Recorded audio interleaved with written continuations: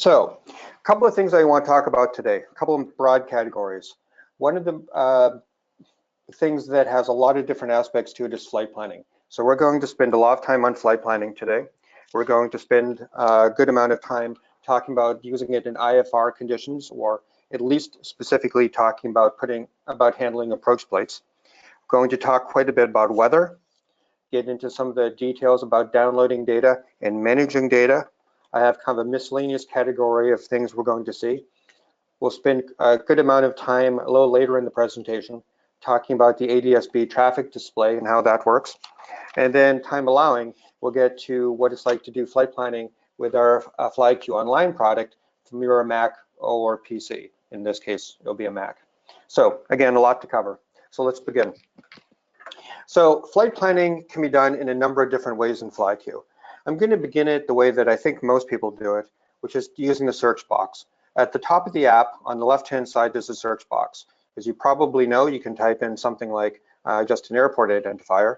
So if I want to type in my home airport, I could type in PAE.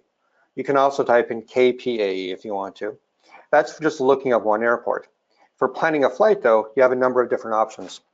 So let's say they want to plan a flight from, I don't know, Boeing Field, which is BFI, down to Portland. Now, if I just type in this and I hit search, what it will do is it'll create a flight plan for me. The flight plan takes a number of default parameters, which we'll talk about in a second, into account and plans a flight for me. So by the default, as it were, is to plan a flight on Victor Airways and to wind optimize and to automatically add fuel stops as required. So in this case, all it did was it planned a flight. Notice it's not direct from BFI to PDX, but it has a number of waypoints in the middle because it in fact took a Victor Airway. Other ways that you could do that, if I wanted to just get a flight plan directly from BFI to PDX with nothing in the middle, there are a number of what we call options that you can put at the end of a flight plan. Those are single letter things like V for Victors, means plan the flight on Victor Airways. Things like J, plan the flight on Jet. So again, that's V for Victor, J for Jet. You can tell it to go direct but wind optimize and add fuel with a W.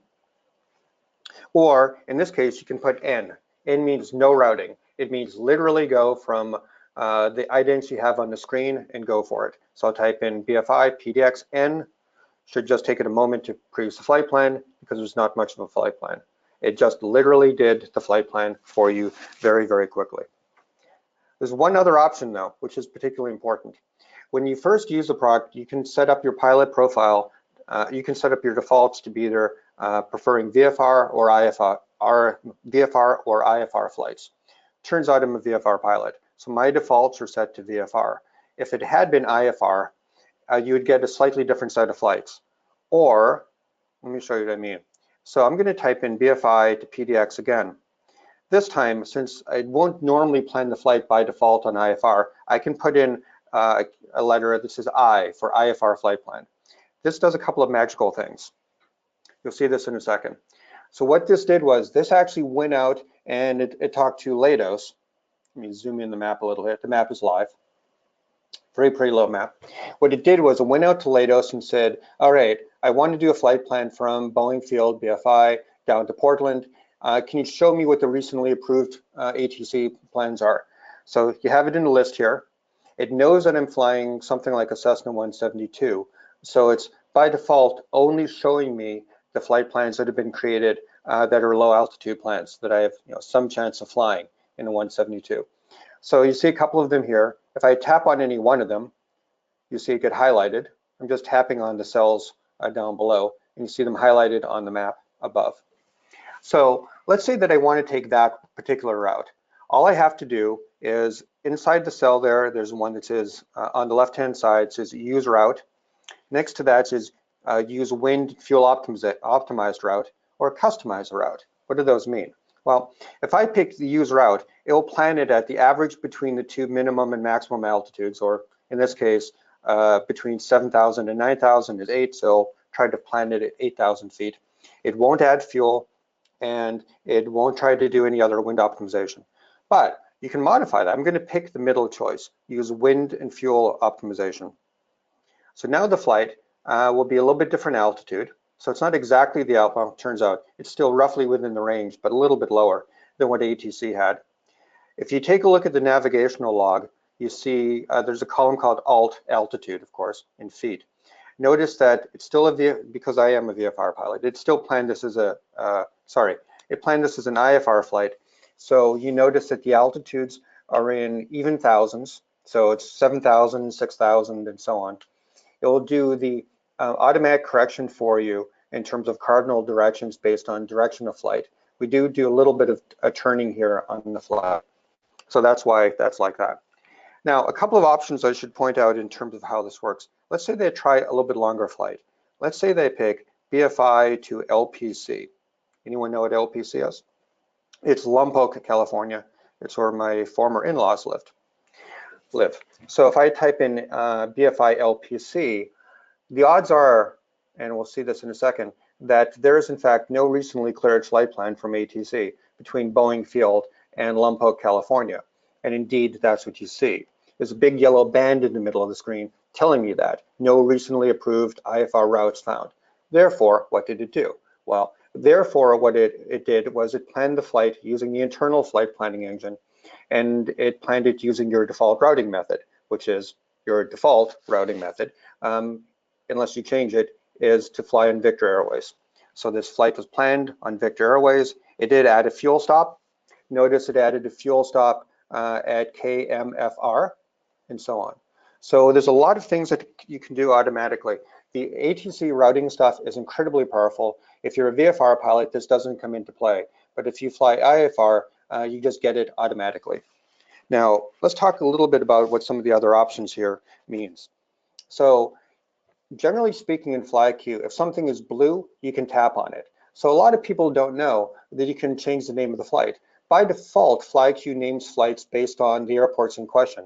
So in this case, it looks like, if you look at the top of the screen, it says KBFI to KMFR to KPRB to KLPC. In other words, 2 fuel stops, MFR and PRB, in the middle of my flight. Now that may not be the easiest flight to remember in the world. So if I want to rename it, I can tap it and I can say something like, just erase that, Wally, probably nice to spell his name right, and Mary. Tap the change button, and it just reloads the flight plan with the name changed on there. So that's one way that you can rename a flight. That also applies, because it's blue, to the time and to the pilot. So if I tap on the time and I say, well, I don't want to take off at 5:09, let's do this at 7:30. I can reset my time to say 7:30, hit the change button, and the system shows it to you. A couple of things to point out, by the way, on the display. Below time, it tells you what the total distance is. Below that, it has duration. So it says 10:20 plus 2. Well, the 10:20 is your actual flight time, but the plus 2 plus 0200, that is your layover time. Remember that we have 2 fuel stops. You can change the default setting here, but by default, I believe that the fuel stop is set to be 1 hour layovers. I may be wrong, but basically that's what the 2 hours is for. So 10 hours in flight, 10 hours, 20 minutes in flight, and then 2 hours on the ground. Other things I should point out on what you can do. Of course, you can change the type of flight. Like if I were to make this a VFR flight, watch the altitudes. The altitude should change from being even thousands to being in the 500s, and there you go. Okay, so it knows to automatically adjust the flights for you. If you have more than one pilot in your system, you can change that.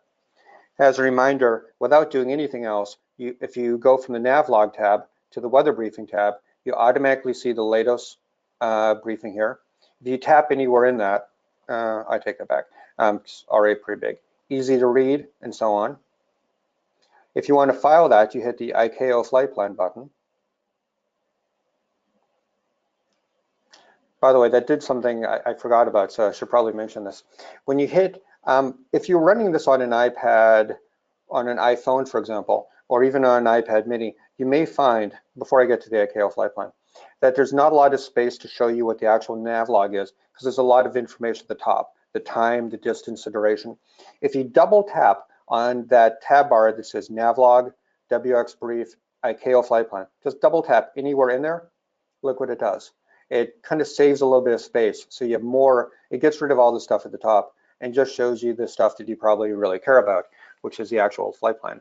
To get the rest of it back, you again double tap anywhere on that bar and it moves it back down again. Okay, so let's go back to the ICAO flight plan.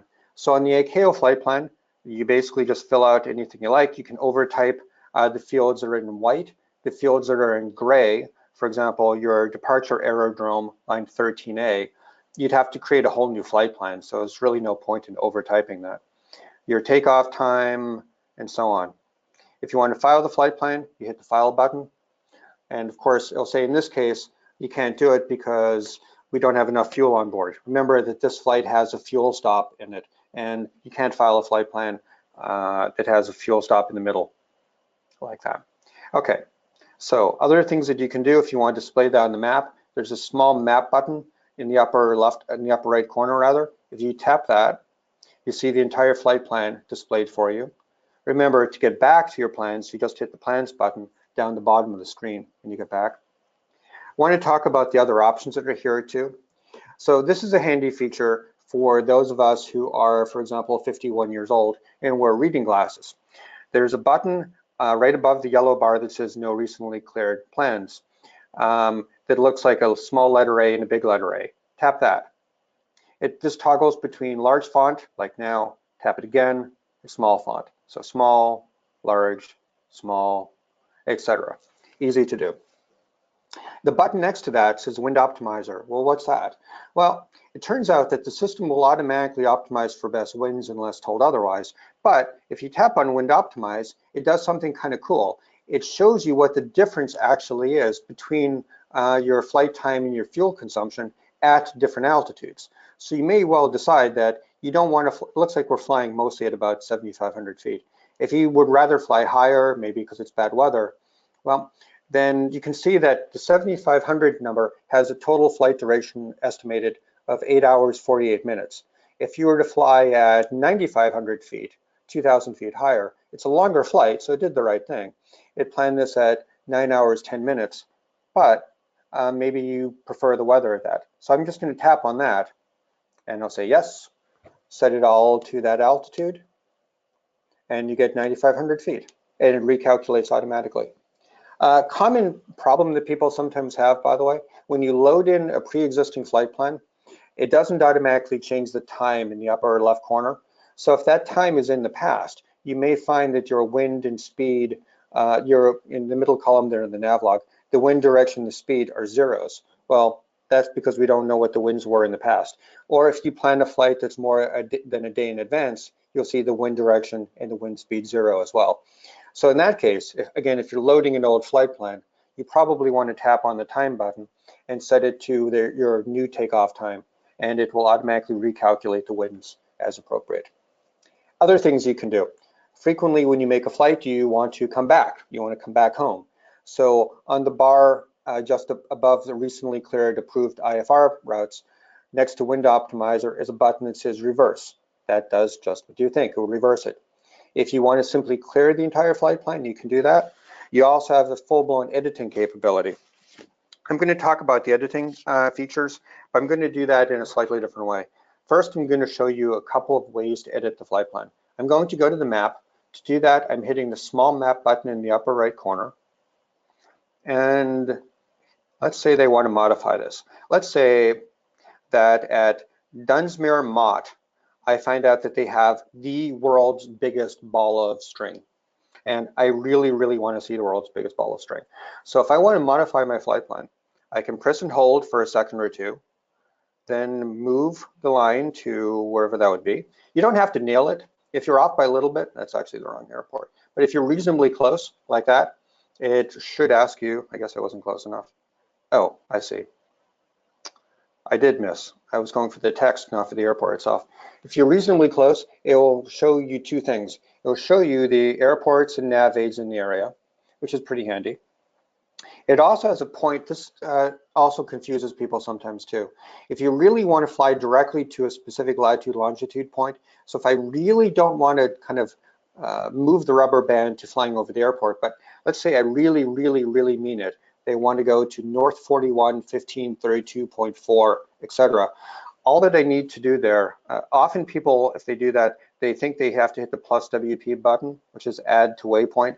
No, you can do that, but plus WPT will add that particular latitude, longitude to a personal waypoint. If you just want to make it part of the flight plan, just tap anywhere else in the cell, just all the gray space, not on the black buttons. So just tap randomly here. So now we're not actually on the airport, we're at exactly that latitude, longitude. Super simple. I'm going to move that though, because I do in fact want to go to that airport. So I just select it again, hit anywhere in the cell here for Dunsmuir, and it merges it together. So pretty handy. That is rubber banding the map. That's probably what people do most of the time. I'm going to switch for a moment to an IFR route, because I want to show you something. So let's say that you, let's say that you want to move this to someplace. I'm just guessing a little bit right now. I want to go to that point right here. Now, notice what it did was, by default, it shows me the airports and the nav aids that are vaguely near where I dropped it. So I've got, you know, Klamath Falls, I've got a lot of airports in the way, because most of the time when you're rubber banding the map, you probably want to pick an airport or a nav aid. And we want to keep this simple. If you want to do a little bit more selection though, down the bottom of that pop-up screen, see how the word common is highlighted? It's a little bit hard to tell because it's a white highlight against a white map, but these are kind of sub-tabs. So common means show me the airports and the nav aids in that vicinity. If you hit the airports button, it filters it to only show you the airports. If you hit nav aids, you only see the nav aids. And if you hit fixes, it shows you the fixes.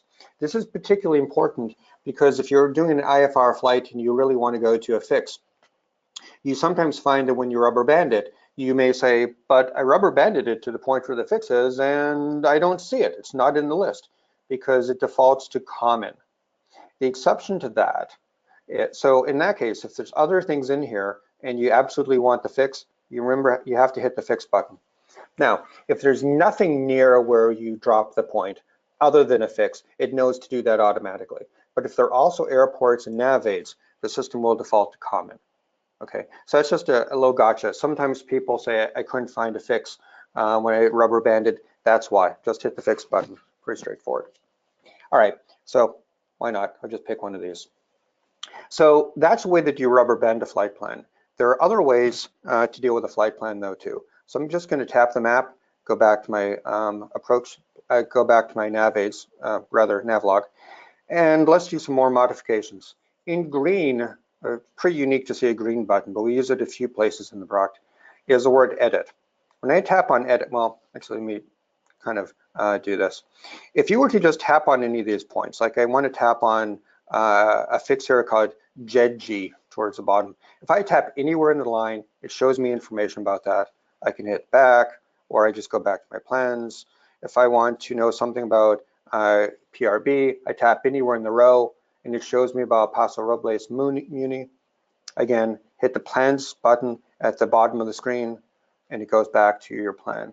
But if I want to edit this, if I want to change it, see, the default mode here when you're looking at a navlog, and in general using the product, is to not have you accidentally make mistakes and edit things, because most of the time when you're flying, you've created the flight plan and then you want to fly the plan. You don't really want to edit it most of the time. So we make it slightly difficult to edit intentionally. So I'll hit the edit button, and there are a lot of different ways that you can add points to the flight plan. The rubber banding is probably the easiest way, but once you're in edit mode, if I tap on an airport like KPRB, it doesn't show it to me anymore. What it does is it gives me a chance to edit this. So I can change the altitude by typing in here. I can add some fuel. I can, if it's a stop, I can do that. So here, let me actually pick something different. I'm going to tap on PXN. Now PXN is of course a nav aid in this case, but let's say that it really was an airport and I want to add some fuel. It knows it's not, right? Clever. If this were an airport that we didn't have any fuel in and we weren't stopping at, like on PRB, whenever I add fuel, so normally when you're flying over an airport, the type here is set to waypoint, meaning you're just flying over it. Then though, if you try to add fuel, like I want to add in, say, 35 gallons of fuel, it will automatically, when I commit this change,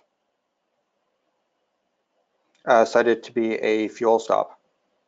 So let's take, or at least I thought it did. It's supposed to.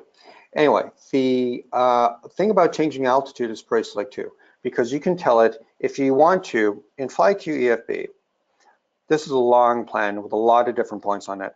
If you want to say, gosh, I want the entire flight plan to be at 7,000 or 7,500 feet instead of 9,500. Quick way to do that is to hit this little cheat here, hit the wind optimizer. Even if you really don't care about optimizing for winds, if you hit 7,500, all the points in the plan go to 7,500, kind of handy. But let's go back into edit mode here. Let's say that I wanted to take all the points below SAC to be 7,500, but I want to keep the points above it to be 9,500. Great. So I'll tap on SAC, I'll change my altitude to 7,500.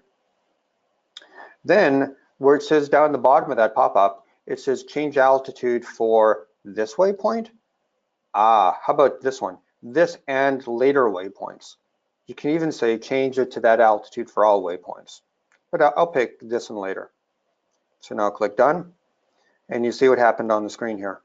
So 7,500 below SAC, above SAC, we have 9,500. Okay, so kind of handy. A lot of stuff to do there. Other ways that you can modify a flight plan, let's just go back to the map again here. So if we were actually flying the flight, you can use the direct to button or add to flight plan. So for example,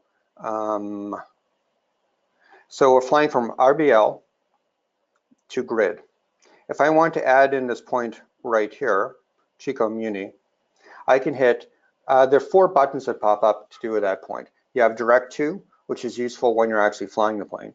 The direct to button will, of course, modify your flight plan to go direct from wherever you are to that point.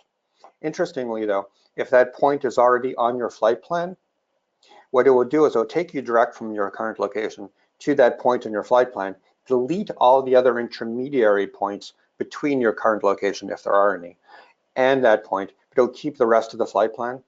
However, if you select direct to a point that is not currently on your flight plan, it really doesn't know what to do. So it simply deletes the rest of your flight plan, and you go direct from, you do just what it said it does. You move direct from current location to the point that you select. So that's the direct to button on the left-hand side. Next to that, though, is plus FP. So with plus FP, if I tap that, it asks me, well, where do you want to insert that point? I want to insert that point between grid and rebel. So it says at the top of it, press an waypoint to insert above. Okay, so I want it before grid. So I will tap on grid, and it adds the point. Now, to be honest with you, I think rubber banding it is a lot easier, but I just wanted to point out that there are a couple of different ways to do that. That can be useful also if you're typing something in.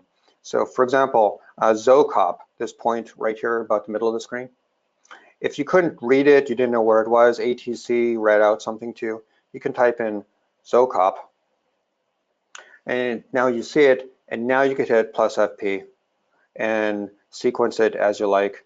So we'll do that before CIC, like that. Okay, so that's the use of the plus FP to modify your flight plan. Of course, you can do that while you're flying. So there's a lot to do. Other ways to create a flight plan, let's go back to my plans tab here. So now we're looking at the nav log, but let's talk about using the flight plan to create something. So I'll hit back. This screen looks a little bit different if you're in split screen mode. In split screen mode, you could have something like a map or whatever it may be on one side of the screen, and it can only show you the recent flight plans. Then you click, there's a new button towards the top of the left-hand side. It says new. If you're in single screen mode, we can show you both the new flight plan creation screen and the recently cleared flight plans at the same time. A little bit of housekeeping. On the recently cleared list, you see a number of items that are green that say downloaded on the right side, and a couple that are orange that say on server. That simply means that the flight plan was created on a different device, so that, or using FlyQ Online on your Mac or PC. What that means is that if you want to load that flight plan, no problem, but you have to remember to load it before you fly. When you're no longer connected to the internet, that's not going to do anything for you. All right, so talking a little bit about creating a flight plan. So when you create a flight plan using this kind of form-based system, you can change the routing to whatever you like, same options. Also notice search and rescue, by the way. We may have time at the end of the presentation to talk about this, but the system can, I'll just show you a tiny bit. The system can automatically create search and rescue grids for you, which is pretty slick. Actually, I'm not going to do that right now. Victor Airways and so on. You can select the takeoff time, the from, and the to, as you might expect. It knows which airports, by the way, you've done recently. So it knows, oh, how about Reno or Fort Lauderdale or something like that. So that's the recent button next to it. You can type in intermediary waypoints, and you can do this in the search box too. So on the search box, you could type in BFI space PDX like we did before. So you could do BFI PDX, but you can also type in something like BFI Battleground PDX if you want to. In fact, you can even do this. A lot of folks don't know this. You could type in something like PA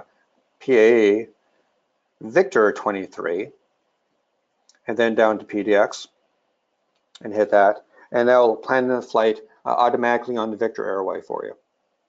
Okay.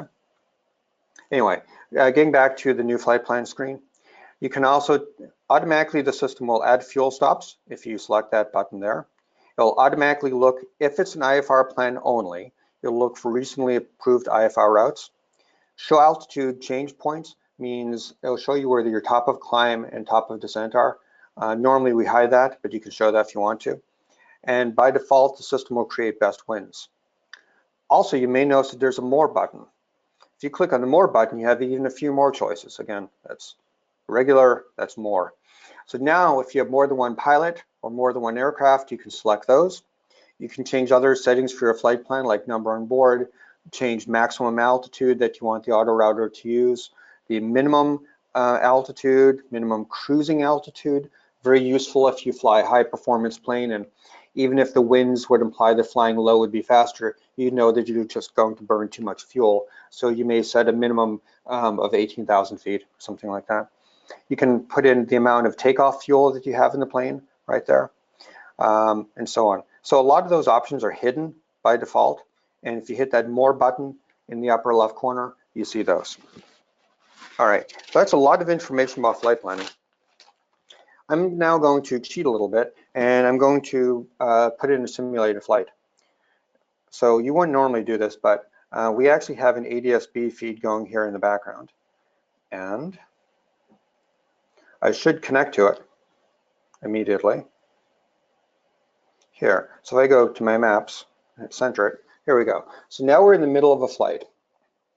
Actually, it's probably a good time to talk about ADS-B feed. So FlyQ EFB works with just about every ADS-B receiver on the planet, unless the name of the device begins with the word Garmin. But we work with the Stratus 3. We don't work with the Stratus 1 and 2. We do work with the Stratus 3. We work with the ones from iLevel, from Clarity, from obviously our own Merlin, which is a Stratix system. We work with all the Stratix boxes. Essentially, we work with just about everybody out there. We can also, if you're using a Dynon Skyview or an AFS system or an Avidyne system, we can also connect automatically to those devices simply by selecting the Wi-Fi on your iPad to the Wi-Fi that the device puts out. So for example, if you have a Dynon, I suspect that the name of the Wi-Fi network is Dynon or Skyview something. So you pick that, and then the moment that you start flying, you start getting GPS location, AHRS information for the 3D in the product, and an ADS-B data feed. You can also send flight plans either to the device or from the device very, very easily. Okay, so a little bit about ADS-B. Let's zoom in. We have 3 colors on the screen. I love it. Okay, so the red, we color code targets. So red means you're really close, and clearly you can see that we are really close to somebody. Since we're at 300 feet, we're probably taxiing, so it's not really a big deal. The orange means that it's reasonably close, but probably not going to be a target. I think in this case, yeah, you can see that. So now it goes from being mostly red. Red means really close and really close both laterally and in terms of altitude. So as the altitude varies a little bit there, you see it kind of moving a little. Hopefully we'll start actually flying a little bit with a simulated flight. We'll see. It's really no fun to be on the ground the whole time. Here we go. I think we're finally taking off. Okay, now there's also a line in front of all the targets. The line in front of the target shows you where that target is expected to be in 2 minutes. So for example, on the target that says -0.5, that means that target is moving, looks like to the southeast, and notice that the color on it changed. You may wonder, well, why did the color change? It became gray, telling us that right now, since we're moving a little further away, and if you look at the upper left corner of the screen, our altitude is now 1,500 feet. That plane, although it's laterally still reasonably close to us, that plane's probably still on the ground. So it's really no factor at all. Consequently, we turned the icon for it to be gray, which is actually a little bit hard to read. And you know what? That's intentional. We don't want you paying a lot of attention to the targets that are gray because they are no factor. The targets that are red, you definitely need to pay attention to. And the targets that are orange, you need to pay attention to. Now, what you probably noticed by now is that we seem to have a plane that's flying exactly with us. We seem to have a shadow. Well, we do. In fact, we have a shadow. That's why it says -0.2 on what is clearly our own aircraft. How does that happen? How do you stop it? That happens because if you don't have ADS-B out in your plane, which is to say you are not transmitting your tail number to the ground, then we have no way of knowing that that's really you. We could guess, we could put in an algorithm to try to say, well, if the plane is consistently really close to us, it's probably a shadow. We just don't think that's a very safe thing to do. I mean, we know how to do it, but it seems a little bit risky because you're specifically saying ignore a target that looks really close to you, which strikes me as a bit dangerous. There is a way to filter it out though. If you do have ADS-B out and you're transmitting your tail number, you can go into settings, which is that gear icon at the top of the screen, and you can flip down to ADS-B, and there's a line item about in the middle of the screen that says tail number to ignore. So if my tail number was something like that, I can type in that. Notice you do need to type in the N, by the way, too, don't forget the N. So that one tail number now would be ignored. So if it sees a traffic target coming up from the ground that has a tail number, it will ignore it. I said this only works if you have ADS-B out. Why is that? Because if you don't have ADS-B out, your tail number is not being transmitted to the ground. Consequently, the ground can't magically send it back up to you. So the data stream that we get from ADS-B doesn't have that tail number encoded in it. So that's why you need to have ADS-B out based into your plane. Now, a couple of cool things that I do want to show you though. So let's see. This is interesting. This must be a very old, we're playing back a log file and I hadn't really noticed this, but I want to just take a look at one setting. I want to make sure that something is set correctly. All right, so unfortunately we don't see any tail numbers on the aircraft, and that's kind of unfortunate. It looks like this log may be from a long time ago when not a lot of people had tail numbers, because we normally do show the tail number of an aircraft. One of the cool things that the system can do is it can actually, right, there is no tail number to the plane. One of the things that the system can do is if you fly with your friends, your buddies, you can tell it to highlight the color of your buddy planes in a particular way. So let's say, for example, that the plane in the middle of the screen, +06, by the way, I should point this out, +06 means, plus means it is above you, minus means it's below you. 0.5 is hundreds of feet. So +0.5 means, +0.4 now, means it's 400 feet above us. The up arrow, or in this case, the down arrow next to it, means that the plane is descending, which you can see just as we've been talking.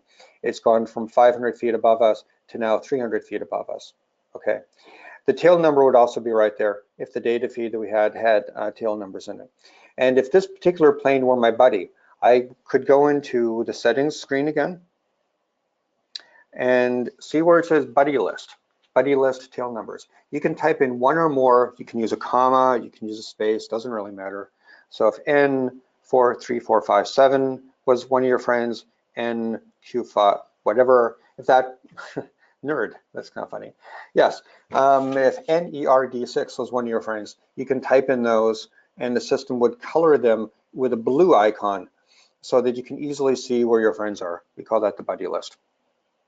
Another thing I should talk about with ADS-B traffic is you may look at this kind of display and think, gosh, that's really busy. There's a lot of stuff here. Well, first of all, and by the way, what's that ring in the middle of the screen? What we do is the way that the FAA determines whether or not a target is probably relevant to you, it sets up a 15 nautical mile radius ring around you and 3,500 feet plus or minus.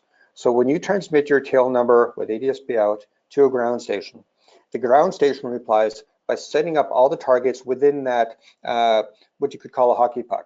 So anything that's within 3,500 feet vertically of you and also within 15 nautical mile radius of you, it will display it. So what we did is we thought, well, that's pretty smart, and the FAA knows what you're doing. So we're going to create a filter system based on the same criteria. So that ring there displays to you 15 nautical miles, and if I want to filter out all the traffic that is outside of the 15-mile ring or more than 3,500 feet above or below me, see where it says 15 knot on the ring itself, there's a little label. It says 15 NM traffic filter off. If I tap on that to turn the traffic filter on, notice what just happened? Most of the traffic disappeared. I'm going to tap that again. So that's with the filter off. We see planes all the way down there. When the filter is on, you get rid of a lot of planes. Not just planes outside the ring, but also planes that are inside the ring, but they happen to be more than 3,500 feet away from us. Okay, that's a traffic filter. Very, very handy feature with the ADS-B. All right, let's talk a little bit about approach plates. So we are conveniently flying near a Paine field. So if I want to pull up an approach plate for Paine field, how do I do that? Well, there's a lot of ways you can do it. Of course, you can type in PAE, hit search, find it. If you do that, one thing that is handy here, that's by the way not the fastest way to do it, but if you do that, in the pop-up, in addition to all the information about Paine field, there's a series of 4 black buttons. There's direct to and plus FP at the flight plan, but the one next to it is the interesting one. It looks like a kind of a document. That's the same icon that we use for approach plates. That means this airport has an approach plate. If I want to go direct to the approach plates for that airport, I just tap on that button, the 3rd button from the left. And there you go. And now we are geo-referenced on the approach plate. Okay. So pretty simple way to get there. I'm just going to show you a couple of other ways to get it too. If you double tap on the map, you get the same pop-up showing you all the ones in the area. If you go to your plans, by the way, we've already have a flight plan loaded. So in the upper right corner, it says current. I'll select that. So here you can tap on any of these airports like Paine. You pull up the info. So the slow way to do this is to look at all the information at an airport, and there's a tab bar towards the top of the screen. It says general, then weather, then procedures. If you tap in procedures, you can list all the procedures. So a lot of different ways that you can get to this, but I'm just going to go directly to the approach procedures here at Paine field. So what it does, by the way, is it goes to the first actual approach procedure. If you want to pick a different one, you can just swipe left and right like that. If the airport has a lot of procedures, that can easily be tedious. So there's a button bar essentially on the left-hand side of the screen. It goes away after 6 seconds by default. You can change that. Time along, I'll show you how to change that. It's just one quick setting. But there's a number of buttons there. I can make this full screen. So see nothing but that. This doesn't matter too much when you're in single screen mode. When you're in split screen mode, that full screen button though is very handy.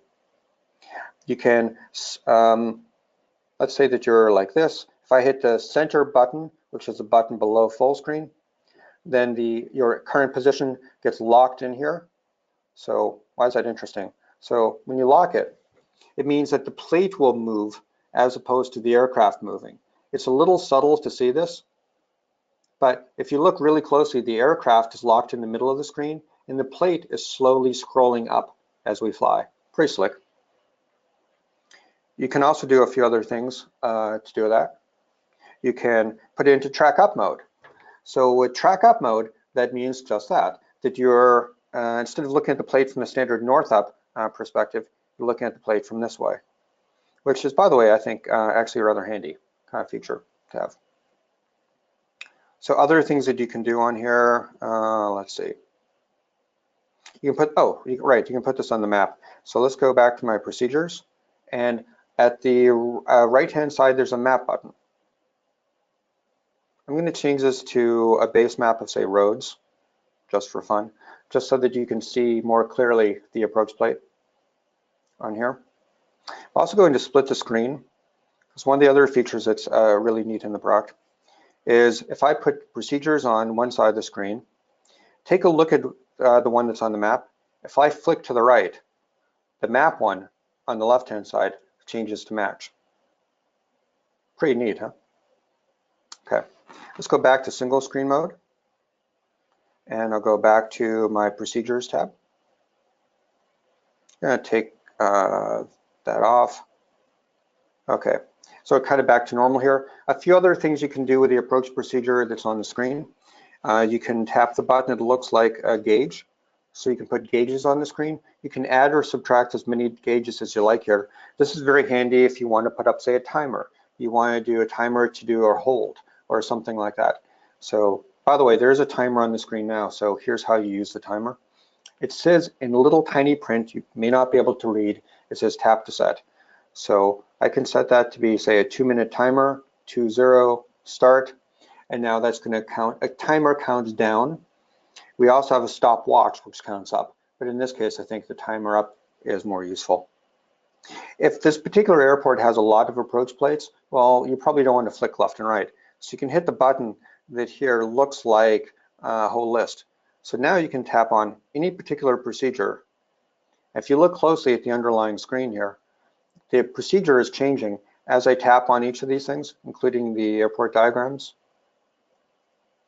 Oh, and yes, in yesterday's demonstration, I used the same procedure and I wrote, you can scribble on the plate. I wrote my plane. So a couple of things that are kind of interesting about this. Notice the listing sequence. We list the airport diagrams and so on first, then the approach plates, then the arrivals and departures and minimums. We do that because most other products take kind of a computer science approach logically and say, well, you clearly want to have your arrival procedures before your approaches, so let's show all those arrival procedures first. The problem, of course, is for most of us who fly GA, we don't fly a whole lot of arrival procedures. We fly a lot of approaches, but the arrivals are kind of for the folks who are flying the bigger iron than what we normally fly. So we try to keep it simple. So we put the general, the airport diagrams, and the approaches up top first. That's very, very intentional and goes to our kind of keep it simple design philosophy. Okay, so that's a little bit of information about how those work. And of course, scribbling on it you can do as well. So if I want to take a look at this procedure and I want to scribble on it, I can hit scribble. I can say something, do this in blue, something to that effect, okay? The scribble button is the thing that looks like, well, a magic marker scribbling on the bottom of the left-hand side. Turn it off, and you're done. Now notice, by the way, if I put this on the map by hitting the small map button on the right-hand side, there it is. The scribbled version of the approach plate is now on the screen. By the way, if you want to turn the traffic layer off, because I kind of do right now, you just go into traffic and you turn it off, and there you go. Oh, a common question that we get, let's reset this to maybe sectional. Common question that we get is, how do I get rid of that? How do I get rid of that particular plate? Well, it's a map layer, just like anything else. So if you tap the stack of papers layer button, on the other category on the left-hand side, one of the highlighted choices is procedures. Turn it off. So procedures on, procedures off. That's all it is. Okay, very simple, very easy way to do that. Okay, let's talk about, we have about 15 minutes left. Let's talk about downloading data. To download data in the product, you hit the button that looks like the down arrow towards the top of the screen. I'll tap on that. You probably know that green is good, red is bad, and that the greens means I have downloaded the data. If I select, say, Wyoming or Colorado, they turn red because, of course, I haven't downloaded the data. But if you're curious and you want to know more detail about each of those, like I want to know how fresh is the data for California. If I double tap on any state, whether it's one that's selected or not. A pop-up appears telling you the expiration date of all the individual data items that apply to that state. Notice that there's some red ones, that the IFR high altitude charts, Gulf of Mexico charts, and helicopter charts are not red, are not green, at least a little dot. They are just gray. Why is that? It's because we haven't selected to download the high altitude Gulf of Mexico or helicopter charts, as it says right there, not selected for download. So we're not going to count that as either red or green. It's just like not applicable. So our not applicable color is gray. That's a handy thing. So how do you make them applicable? Let's say that you do in fact fly IFR high. This is the section that lets you control all the different data products that you can download. A few of them you just have no choice about. You have to, well, really one of them. The digital navigational data, the digital chart data, you have to have, so you can't not download it. But just about everything else you have a choice. Let's take a look at the IFR terminal procedures though. I want to talk about a couple of things here. For the IFR terminal procedures, notice, and for the VFR and a few other ones, there's a switch that says only download new or changed procedures. What does that mean? This is a little bit of a point of confusion for some people, but what it really means is very straightforward. The FAA has something on the order of 20,000 approach plates. Of those, depending on the data cycle, they change. If it's a small data cycle, they change maybe 300-400 of them. If it's a larger cycle, like the same cycle that they change every 56 days, the IFR low and high charts, then they may change a couple thousand approaches. Still, even 3,000 approaches changed out of 20,000 isn't a lot. So what we do is we keep track, and this is actually from we don't make up this data, the FAA gives us this data telling us which approach plates have actually changed and which ones haven't. And for that matter, which ones have been deleted and which ones have been added. So when that switch is on, we will only download the approach plates that have actually changed. Now, the reason why this can be kind of confusing, by the way, you can also just delete all of them. There's a delete all IFR procedures, delete all sectional data, all of those blue things. If you just want to clear all the data for a particular type, you can do that. I'll get back to that in a second, but I want to show you kind of a point of confusion that a number of people have. So let's say that I'm just going to double tap on some airport. Double tap on pane, select the approach plate for it. Okay, if you look at the side of the approach plate, if it doesn't move it around on me.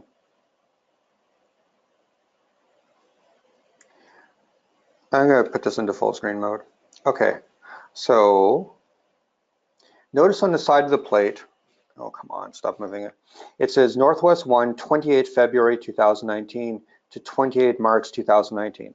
Awesome, great. You immediately know, of course, that that means that that particular approach plate is current because the date's current. Great, awesome. That's because I just downloaded this data yesterday. Let's assume that this approach plate doesn't change. In about 2 weeks or so, the FAA is producing a new, or actually closer to a week, the FAA is producing a new data set. We'll deliver it to you. And what you're going to find, unless this particular plate has actually changed, we're not going to download the new plate. Unfortunately, because of the way the FAA operates, they changed the date on the side of the plate. Nothing else, nothing meaningful, nothing material on the plate, but they changed the date stamp on the side of it every single 28 days. So by default, the system will not download the ones that have had no changes other than that date on the side, because that date on the side is not an expiration date. We get asked this a lot by people, but it's not an expiration date. When the FAA makes an approach plate, they don't necessarily have any plans to get rid of it. Unlike IFR charts that expire in 56 days, an approach plate only expires when they need to change it or they need to get rid of it. There's no fixed expiration date. So this is a print date, as it were. This was when the FAA produced this particular graphic. It is not an expiration date. One thing though that I could point out, in the corner of the screen, this actually is a relatively new plate. There's a number in the upper right. This is 19059. What's that? 19 is the year, so 2019. Day number 59. This is a Julian date, it's called. So this means that this particular approach plate actually has changed recently.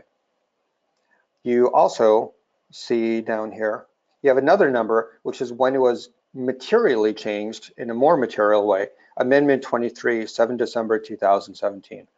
But the date that actually counts for when it was last modified, is in the upper right-hand corner. 2019, day number 59. Okay, so the moral of the story here is just because you see a date on the side of your plate that looks like it's expired does not mean it's expired. In fact, FlyQ, we supply data to certified avionics systems. We really make sure that the data that you get is the current data. All right, so it's a little bit about the approach plates and downloading data. The other thing about downloading data I want to point out is, let's say that I get rid of these. Let's say that I only highlighted North Carolina and Florida because I was taking a trip out there. Unfortunately, by just deselecting the state, if I hit the Update Now button in the right corner, that doesn't mean delete the data that isn't selected. So it won't get rid of the Florida data. The Florida data will remain on your iPad. That's kind of handy. But if you ever want to start removing space from the iPad, we don't at the moment have a way to delete the data for a particular state. What you do to do that, and admittedly, this is a little bit clunky. Let's say that Florida had a lot of terrain and you want to really clear out your terrain stuff, which obviously it doesn't. You can say delete in the high resolution terrain category. You can say delete all high res terrain. We can delete data by data type, not by geographic region.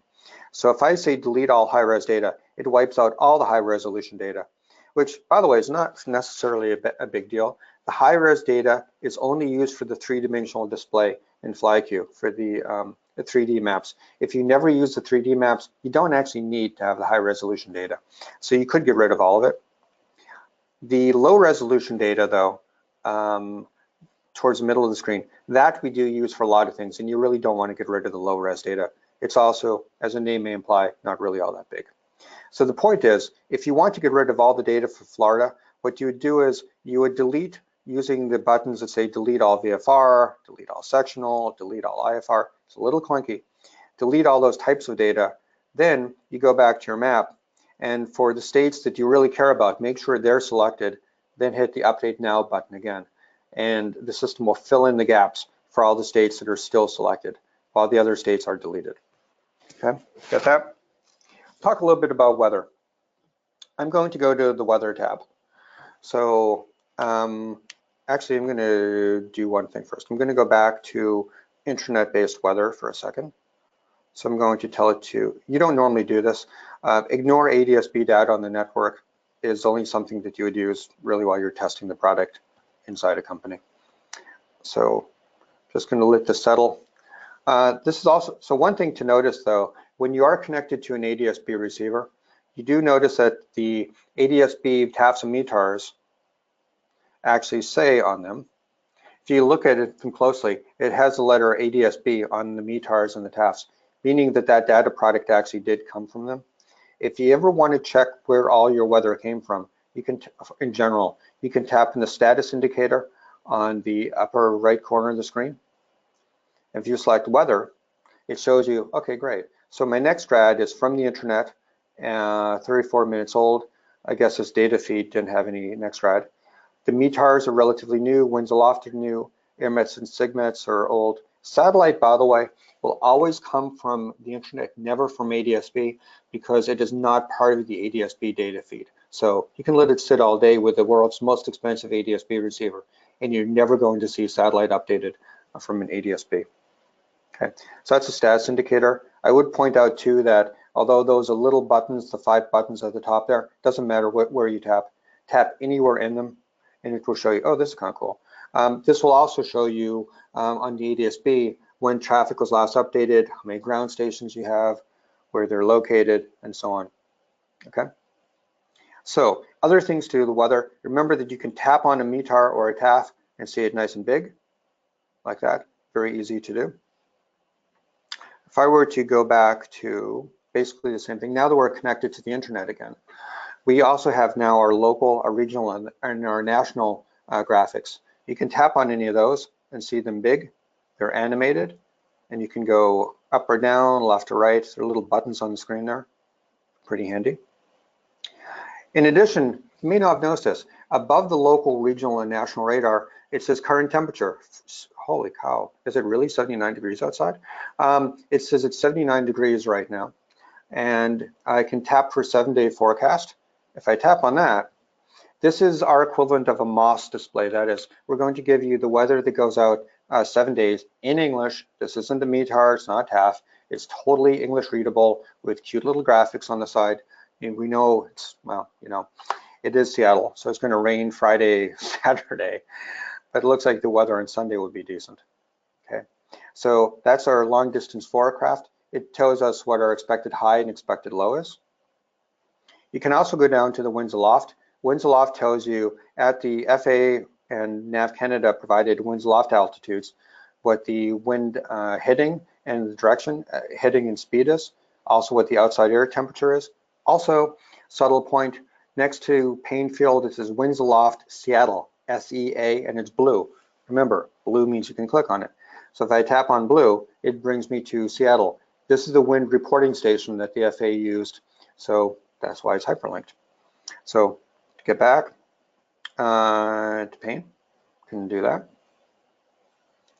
Just go back to Painfield, the weather there. Other things, again, the latest briefing is right there, and you can tap on it to see it big. I think we went over procedures probably enough. By the way, the green dot means it's downloaded. If I were to go to something like Kansas City, notice that all those dots are now turning colors. That means it's downloading all of those approach plates at Kansas City on the fly. Okay, so some of them are red, meaning not downloaded. So if I tap on this one, it says processing, now it's green. Okay, so that's what those colors mean on the screen. Let's see, a couple of neat little tricks, then we're about out of time here. This is a feature I find very handy, especially when you are in split screen mode. So let's say that I have,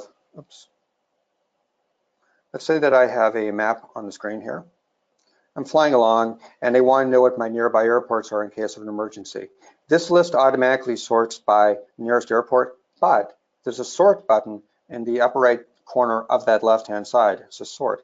So if you want to find a place that has really good weather, you can select sort by good weather. If you have an emergency and you need a long runway, admittedly one of them is a seaplane base, but you can do by runway length or by lowest fuel price. So there's a lot of different ways that you can sort on the map. I did mention, well, I didn't really show it, that there's a cap grid that you can put on the screen. So I'm just going to show that to you in case there's any cap pilots out there. So I'll go to the map, turn on the cap grid layer, grid. You can change this to be, there are a number of different cap layers that you can have. We do GARS, we do cell, and we do the standard sectional based ones, which is the default. So as you zoom in, you see the grid layers on the screen. So if you fly cap, we love you. You guys make us all look really good. And we support you by putting the features that you need into the product. Okay, covered weather. All right, that is a lot of material to cover in a while. There's a lot more material that you can get to. So this is about time for the presentation to stop. But I point out that if you want more details, if you want to see more videos on more specific topics, you can go to our YouTube channel on your PC or on your Mac by typing in youtube.com/FlyQ EFB, again, /FlyQ EFB, or you can hit the gear button on the screen if you don't want to remember that. And the top category is help. The second item below what's new is technical support and help. That's how you can get to all the videos, our pilot's guide, our FAQ, or send an email to support. So if I tap on, say, for example, videos, you go to our YouTube channel. Our YouTube channel is quite robust. We have more than 70 videos that are available here. These are chronological, the categories are uploads. So that's the ones we've uploaded recently. You have what's new in FlyQ EFB 3, everything about FlyQ Online, which I wish we had time to cover today, because it's just an awfully cool product. In fact, I'm going to cheat a little bit. I'm going to show you just a tiny little bit about FlyQ Online before we have to go. So I'm just going to use the video to do this, and hopefully I can get to a point that's interesting. Okay, so a couple of things here. There's a timeline. So one of the things that FlyQ Online does, it's really slick, is there's a timeline down the bottom of the screen that you can move it, and hopefully I will do that. And the air mets and sigmets and the winds aloft and the TAFs and the METARs and all that change automatically. Another thing that you can do, give me just a second here. Flight planning. The other thing is on flight planning, not only do you get the timeline, but you get a profile view. So you can see what your flight plan looks like from a three-dimensional perspective. And again, on that timeline there's a green section to the timeline, and most of it's white, but there's a section that's green. The green means that's actually during your flight time. So if you were to move that time slider somewhere within the green area, you would actually see your track on the profile view. You see there's a little icon there on the screen there for the profile. You'd see that move, oh, looks like that's what I'm gonna do. Okay, so move that to somewhere else, hopefully. And when you do that, you see your aircraft icon move. You see it on the map here a little bit. You see it move on the two-dimensional map, and you see it on the 3D profile view. By the way, to get back, I can just hit back here to FlyQ EFB, and you're back at the screen. So my point here is that although we couldn't cover absolutely everything to do a FlyQ Advanced, there's a lot of advanced stuff here. This really just scratches the surface. If you go to take a look at those videos, there's 72 or more videos available, and you can almost certainly find a very detailed video on the topic you like, or you can go into the document section in the product, just right here, and open up your pilot's guide. And inside the pilot's guide, it's a 156-page document covering lots of material. It is hyperlinked, so if you want to know something about that topic there, you just tap on it from the table of contents, and it shows you all about that graphic. Okay, so all right, that's basically this part of the presentation.